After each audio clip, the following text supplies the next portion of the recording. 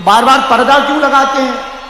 पर्दा आपने देखा होगा वृंदावन में बार बार पर्दा लगाते, तो पर्दा के पीछे लॉजिक ये है कि भगवान से जितने भक्त प्यार करते, भगवान भी भक्तों से उतना ही प्यार करते। और कई लोग इतने खतरनाक होते हैं कि वो एक टक भगवान को देखते रहते, तो किसी किसी पे भगवान का दिल आ जाता है तो उसके पीछे पीछे चले जाते। और ऐसा एक बार हुआ कि एक भक्त आया और वो भगवान को एक टक देखता रहा देखता रहा देखता रहा। भगवान से उसकी दिल लगी तो होगी होगी, तो भगवान की भी दिल लगी होगी। वो जाने लगा बढ़िया गीत सुनाते हुए, तो भगवान पीछे पीछे जाने लगे। तो गोसाई जी बोले कहां चल रहे हो? भगवान बोले वो जहां जा रहा है वहां जा रहा है। तो पहले भगवान दूसरे वन में, निधि वन बगल में ही निधि वन है, वहां दर्शन देते थे। चलते चलते यहां आ गए जहां आज दर्शन देते। गोसाई जी बोले बस करो बस करो। तो बोले हम तभी रुकेंगे जब वो गाना बंद करे। तो महात्मा जी के पास गए, प्रभु अब मत गाओ नहीं तो ये चल रहे हैं पीछे। ठाकुर जी उस दिन के बाद में पर्दा लगाने लगे कि कोई एक टक देखे ना और भगवान की दिल लगी ना हो जाए। तो बार बार पर्दा लगाए। तो इस डकैत ने पूछा कि ये क्यों लगा रहे हैं? तो दूसरा जो साथ में था डकैत वो बोला अमीर है ना, सोना चांदी सामान ज्यादा है, माल पानी ज्यादा है, बार बार ढकते हैं कि कोई आकलन ना कर सके। सबके देखने का अपना अपना तरीका। बात सही है। तो सबसे बोले जरा चेक करो, जो उस बाबा ने पंडित ने बताया था उतना माल पानी है? मुकुट पहने हुए हैं, बाजूबंद पहने हुए हैं, पांव में भी पैजना पहने हुए हैं, जरा चेक करो। हाँ है, सोने का है। और एक पंडित जी ने बताया नहीं था वो एक्स्ट्रा, क्या जो छत्र है ना सोने का है। ओ ठीक है। वो जो डायमंड की बात हो रही थी वो बंसी में लगा है, चमक रहा, और यहां भी लगा। अच्छा, तब तक एक और जो साथ में था वो बोला उतना ही नहीं, ये जो सीढ़ियां हैं वो चांदी की, गजब का सेट है, इसी में लाइफ सेट हो जाए, कहीं भटकने की आवश्यकता ही नहीं। तो अब ये बार बार पुजारी पंडित जो गोसाई जी हैं वो भगा देते हैं। गोसाई जी क्या करें? तो उसने एक उपाय सोचा, यहां का सेवादार बन जाए तो कम से कम भगाएगा भी नहीं। और धीरे धीरे जो डकैत थे वो धीरे धीरे कम हो गए।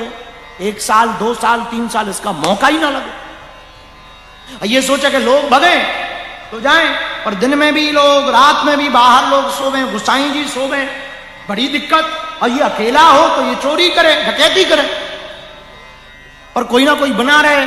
धीरे धीरे इसके जो साथी थे वो चले गए, बिना बताए कुछ चले गए, कुछ बता के गए कि भाई, इसने सोचा कि मकसद तो एक ही, तुम लोग जितनी चोरी करनी सो करो, हमें तो एक ही करनी और इसके यहां की, क्योंकि एक तो हमें तुम लोगों की जरूरत भी नहीं है, जाओ।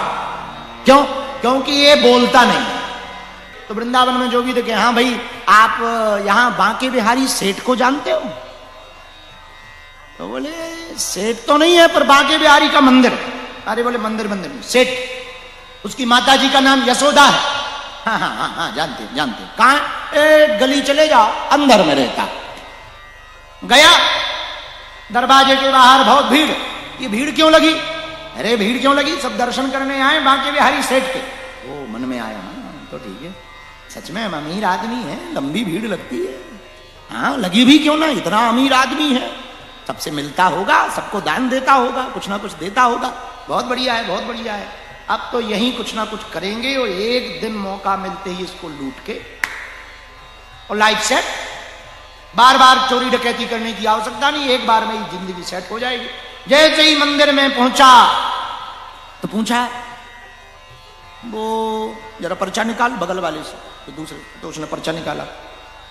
सांवरिया सेठ नाम है, बंसी लिए रहता है, श्याम है, काला कलूटा है, पीतांबर पहनता है, बांके बिहारी मंदिर का नाम है, बांके बिहारी गली में रहता है, वृंदावन जगह का नाम है। ये आदमी यहां कहां है? ये जो बताए। अरे अंधे, वो देख सामने जो खड़ा। अरे ये तो आदमी भी नहीं, मूर्ति है। तो दूसरे ने कान में कहा, मालिक मालिक ये तो और बढ़िया है, ये चिल्ला भी नहीं पाएगा, हाँ शोर भी नहीं मचाएगा, ये तो और तो सब जितने डकैत थे भगवान को धन्यवाद करके और पंडित को धन्यवाद दिए, गजब का आदमी बताया, गजब का आदमी बताया, इसको लूट लो तो ये तो चिल्लाएगा भी नहीं, अब बोलता नहीं तो चिल्ला नहीं पाएगा, और शोर नहीं मचाएगा तो चाकू रखने की जरूरत नहीं है, बिना चाकू के ही लूट सकते, सब चले गए। अब ये वहां सेवादारी करे, सफाई करे, पानी से पोंछा लगाए, कपड़ा साफ करे मंदिर मां के बिहारी का, पर नजर ठाकुर पे रखे, लेकिन भक्ति की दृष्टि से नहीं, लोगों को लगे भक्त है, ये इस दृष्टि में रोज आकलन करे, कम से कम 500 ग्राम तो चांदी होगी, 1 किलो सोना है, टोटल 1 लाख, डायमंड 2 है, ये भी 2 लाख की तो बिक ही जाए, ऐसे रोज कूड़ा भाप कर कब जिंदगी के 60 साल बीत गए पता नहीं चला, बूढ़ा हो गया, आया था जवान, बूढ़ा हो गया। मंदिर के बाहर यमुना के किनारे इसने झोपड़ी बना दी, और झोपड़ी में जाए, रात को सो जाए और सुबह पेगा, बूढ़ा जरूर हो गया पर नजर वही थी, लूटना वही नजर।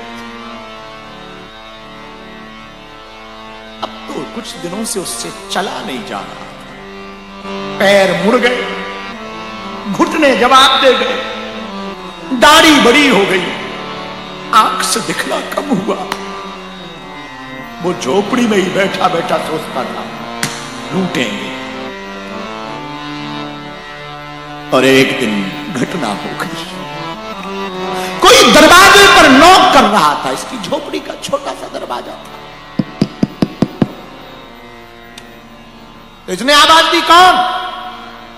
बाहर से आवाज आई, खोल। बेचारा फिसलता हुआ गया और झोपड़ी का दरवाजा खोला, तो जिसको जिंदगी भर वो मंदिर में देखता था वही सांवरिया सेठ बन करके खड़ा।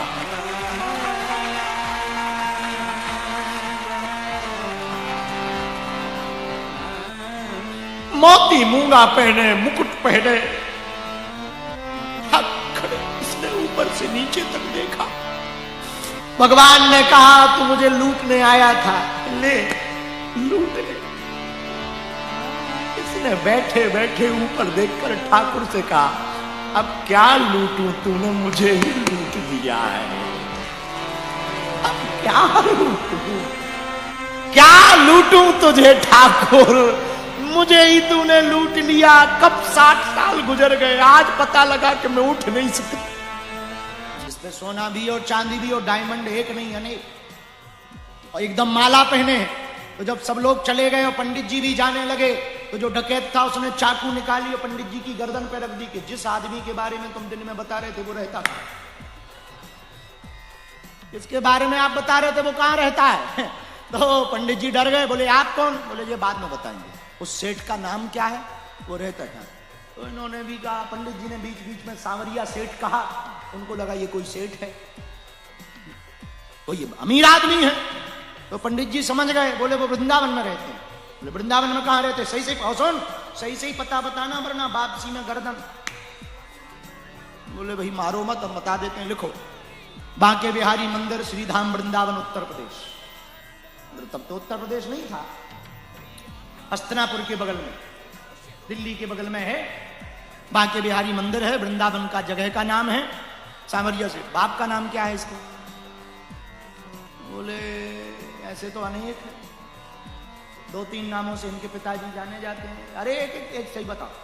बोले इनका एक सही पता ये है, यशोदानंदन। ठीक है, सही परिचय है, दूसरे से लिखवा लिया। जो डकैत था उसके पास 4-5 लोग और थे, वो भी चाकू निकाले खड़े थे। तो पंडित जी ने पूछा ये कौन है? बोले ये हमारे लोग हैं, जो गर्दन हम नहीं काट पाते ये काटते। बोले बहुत बढ़िया। तो धीरे से पंडित जी ने पूछा कि एक बात बताओ, ये लिखवा क्यों रहे हो?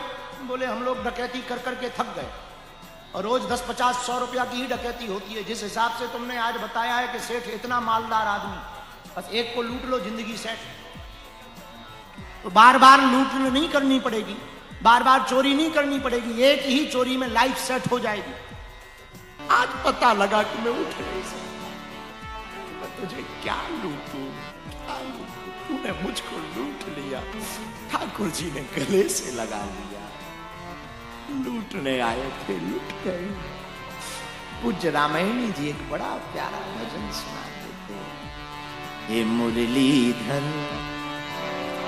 चलिया मोहन,